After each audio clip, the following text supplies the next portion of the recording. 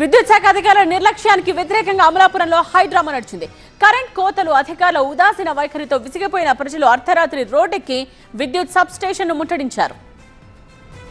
Amalapuram rural పరిధిలోని కామనగరు మెట్ల సత్యనారాయణ కాలనీకి చెందిన సుమారు 200 మంది మహిళలు, పురుషులు ఒక్కసారిగా రూరల్ విద్యుత్ సబ్ స్టేషన్ కు చేరుకుని ఆందోళనకు దిగారు. కొన్ని రోజులుగా ఈ ప్రాంతంలో విద్యుత్ సరఫరా సరిగా ఉండట్లేదని, లో వోల్టేజ్, అప్రకటిత కోతలతో నరకం చూస్తున్నామంటున్నారు కాలనీవాసులు. ప్రస్తుతం ఎండ తీవ్రత ఎక్కువగా ఉండటం, ఒక్కపోతుతో జనం అల్లాడిపోతూ ఉంటే విద్యుత్ శాఖ అధికారులు కనీసం స్పందించడం లేదని బాధితులు మండిపడ్డారు.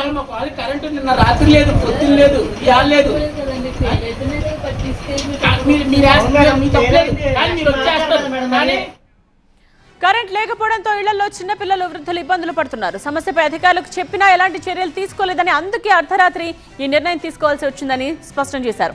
సబ్ స్టేషన్ సిబ్బందిని నిలదీస్తూ కాలనీ వాసులు చేసిన నినాదాలతో ఉద్రిక్త వాతావరణం నెలకొంది. మొత్తం పిల్లలండి,